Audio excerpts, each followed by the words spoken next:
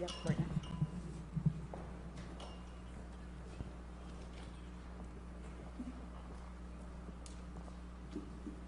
First of all, let me just thank everybody for coming today and how important this day will be. As you're well aware, concerns over the COVID-19 continue to grow across the state and the nation. And as governor, I have no greater responsibility than to keep all Missourians healthy and safe.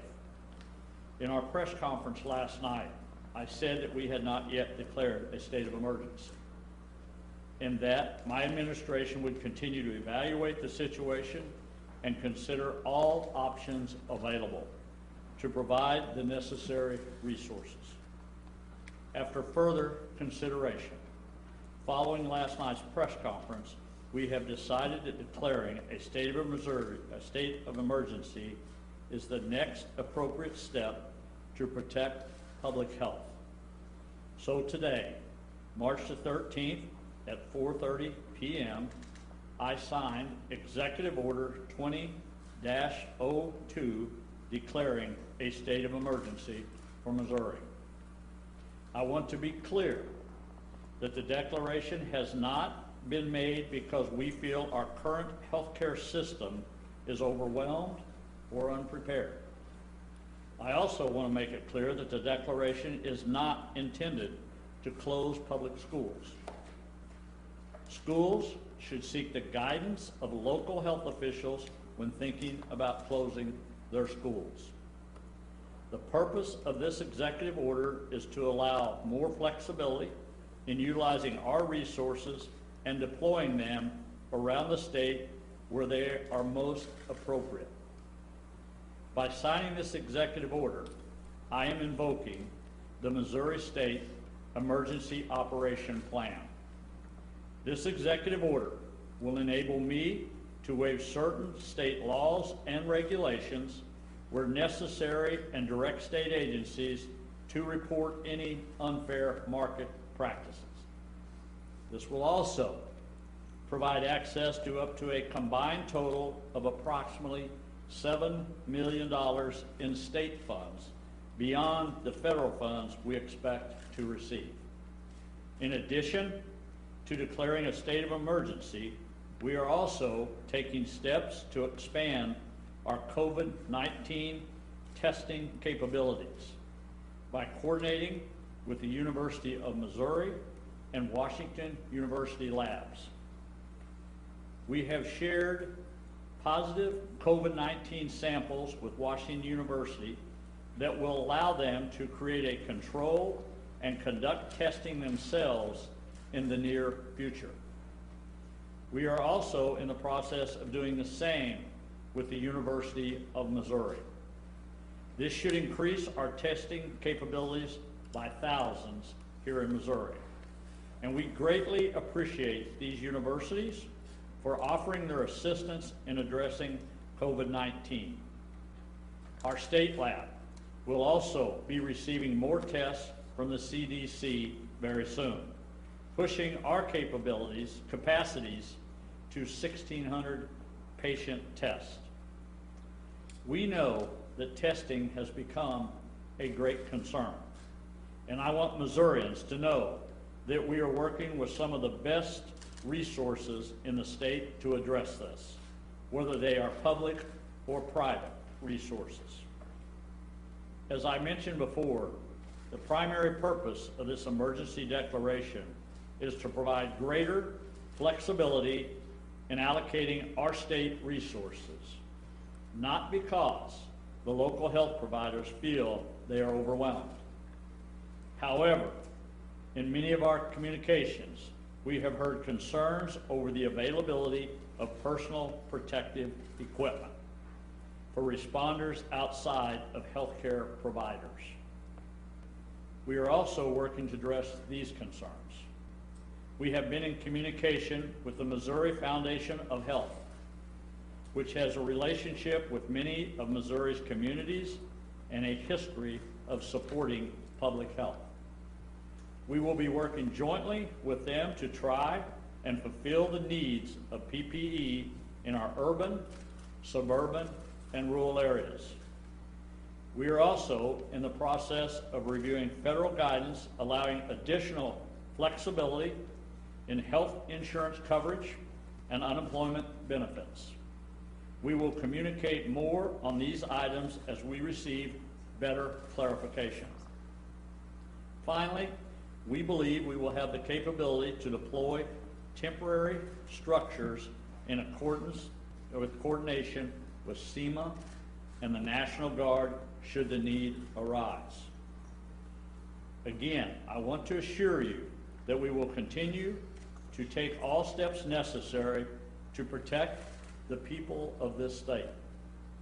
As of today, we have had 2 more individuals test presumptive positive for COVID-19 in Missouri. We are currently in the process of making notifications. We have no other details at this time, but we will share them as soon as notifications have been made. As of today, a total of 94 individuals have been tested for COVID-19 in Missouri. 90 of these tests have been negative. We are in daily communications with the Missouri Department of Health and Senior Services, our lead agency here in Missouri. I've been participating in regular briefing calls with Vice President Mike Pence and other governors for updates on the federal level. From the state and local level, I have been holding regular briefing calls with mayors, county commissioners, and emergency personnel from across the state. We knew this was coming, and we are taking every precaution we can. We are actively taking steps to protect those under the state's care.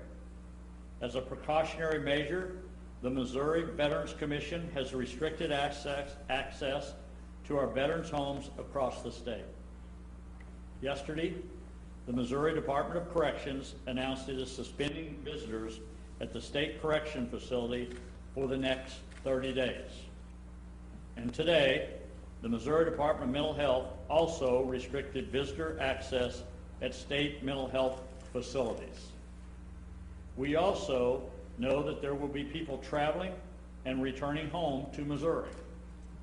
We are aware of this, and we are prepared to handle these situations. We have an excellent healthcare system equipped and trained professionals, and I am confident that Missouri is well equipped to deal with the coronavirus. However, I want to emphasize that at the end of the day, we are all responsible for our own actions. If you're told to self-quarantine, it is very important to follow those instructions. My administration will continue to evaluate this situation and all options available to provide the necessary resources, and state government will continue to operate and provide services to our citizens. Please know that this situation changes daily.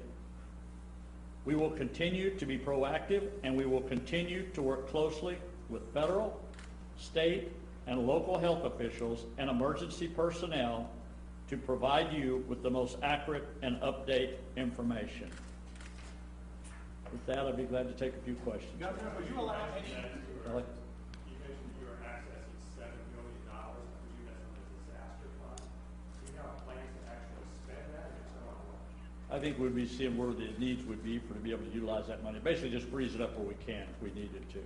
And there's multiple reasons where we could be utilizing to spend that money, whether that's for equipment, whether that's for supplies, whether that's for medications, or even whether it could be for test kits. Governor, where did the 2 presumptive positive cases come from within the state? Yeah, we're in the process of notifications today. We will release that a little bit later today where they come from, but we're in the process right now of making sure all those notifications have been Were made. there And we haven't been able to do that at this time. Joe, is there a point where you'll let employees work from home? State employees? We'll consider all options, but right now it's important for state business, state to be open for business. We need to be the front line here. I mean, the governor's office, for example, we're going to be open every day. We're going to be doing business with people in the state. Because one, all the operation of state government has an effect on everyone out there in the state. So it's very important to me to make sure that all those facilities are open and prepared to be able to handle the public at their time of need also. And Okay, Ryan? Was Ryan? this community spread, the latest two tests? We don't have any information on it. All we know is they're presumptive positive right now. I think later on today, we'll be able to release that information with the Department of Health, should be able to release that. But right now, we're just in the process of notifications. Okay, Why- Ryan? why- Ryan?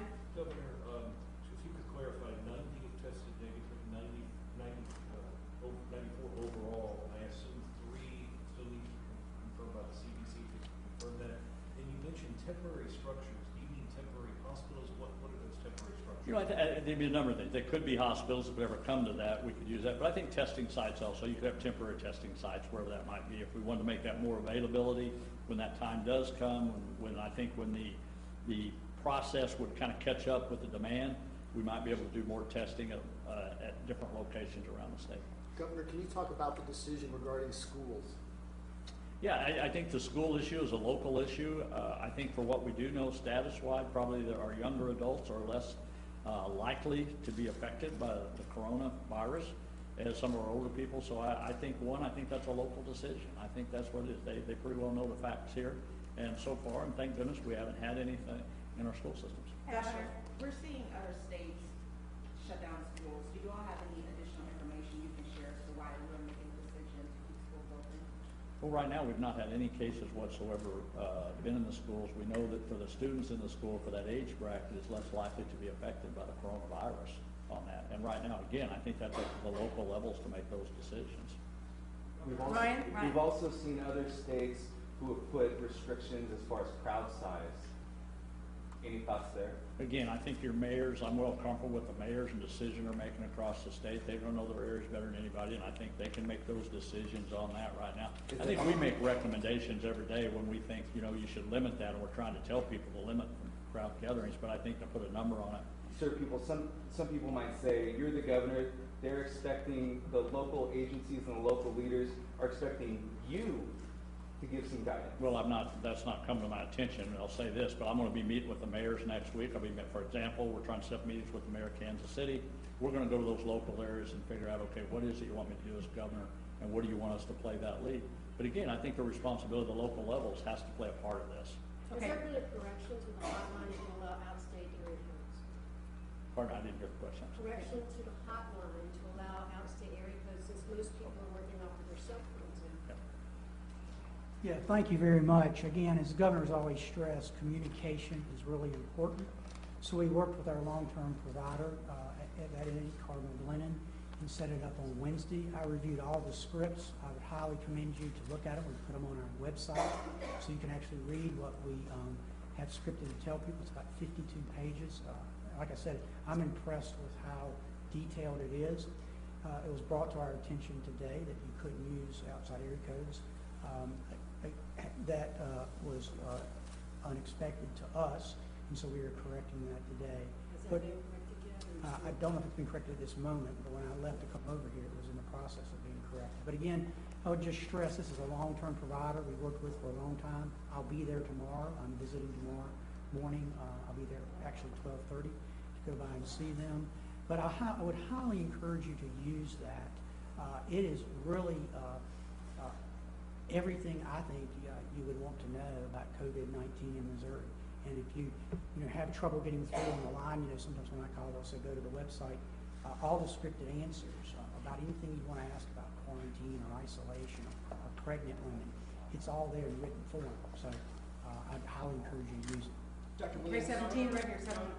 You mentioned temporary structures set up through SEMA and the National Guard. Can you talk a little bit more about what forms those might take? Yeah, I think any point, we use them for testing locations around the state. We might want to set them up temporary wise. I mean, you've got medical resources there, whether it be a medical hospital if we ever was to need it. But I think all those resources come available then, we'd be able to use it. But I think practically would be the more of the thing of a testing situation there. I also think, when I made my remarks, it's really important. I can't emphasize enough how much it was for when Washington University and Missouri come forward to help us with those testings. Those are going to really speed the process up. Of course, it's going to make us a lot more ability to get people tested in the state. So I really appreciate them stepping forward and doing that and be the leaders in the state. And we'll follow up. When will the University of Missouri be getting those additional resources to begin performing tests? Yeah, we're in the process of getting the certification that the equipment is there. Our anticipation is that when we need to, we could increase our capacity to about 1,500 tests per day. There's not that need right now, but we want to make sure that we're having appropriate preparedness in case that should arise. Governor, do you have any idea about how many tests the state is capable of doing a day? I know there's a concern over not enough tests. Yeah, let me let the gentleman who runs the lab there will be the best guy to answer that question. Thank you. That's a great question. I'm happy to offer the answers to that. So currently we can run at a minimum level about 68 tests per day, but we can ramp that up depending on the number of specimens that come in and depending on the load that we need to address. We can run about 168 to 200 per day, and as we need to, we can bring in additional resources, whether that be personnel, bring in additional instruments throughout the laboratory, and we can run several hundred a day quite easily. Thank you for the question. It's a great question. I hear there's a lot of testing questions out there in the world.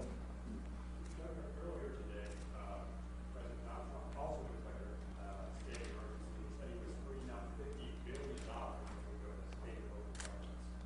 That's a lot of money that could be coming to Missouri's way. We really need it. What would we do? Well, I think, one, we're trying to prepare for the money, the $13 million we're getting already that's coming this way. And I haven't heard the press conference today, to be right honest about it. We've been here at the office, so I'm not sure what the president did say or what is, but I mean, any type of resources we can get, we're always going to be looking for that, however we can protect Missouri citizens. I think more importantly, just how do we make sure we get the available test kits out there? How do we get that out there where we're making people much more comfortable with that? That seems to be the main issue we hear every day. So hopefully that money can be utilized to that, whether we utilize that if it comes to the state for the private sector to buy students of our own. We'd like to have that opportunity, but I'm not sure what all the president said today. Well, I think that's an unknown question for all of us. I mean, we don't know where this is going at this point, but I think we have to prepare for the worst, and we hope for the best. And I think by God's grace, hopefully this stays in a reasonable arena where we can manage it. And I think right now we're well aware of that, and I think we're doing what we can in the state of Missouri, again, with the medical professionals we have in this state. I think we're preparing every day to try to get better and better at what we're doing, and I think we'll continue to do that. So all the resources we can have on hand to make sure if things got worse, we want, and we're going to be able to utilize. So I'm sure we'll be able to utilize the funding in some ways, whether that be through testing, whether that be the equipment, for multiple reasons. Okay, we'll take one more question. Governor, what do you say to those who feel the declaration should have come sooner? You know, one thing is you got to evaluate your situation. Every governor has to evaluate what his state feels like. At the time, we had only had one presumptive positive, and now we just had our second one. And then, of course, today we had them during the press conference. But, you know, you got to rely on, okay, what is it you're going to do a declaration for, and what is the need for it? You can make a laundry list of things you could do, which a lot of people do, but the reality of it is, right now, to me, in a state of emergency, is what are you going to do for the people that we need to take care of right now for public safety? That's the main thing right now. How do I get those services out there to those people to be tested, to make sure they're comfortable with that? That's the priority one for me right now. And that's why I think that declaration is so important and why you do it. You know, so, and hopefully we're going to free up the resources to do that. And I think when you can see all the people up here today with the universities coming on board, that is our main goal, is public safety for this time being. Okay, Thank you very much. All right, Ms. Dexter.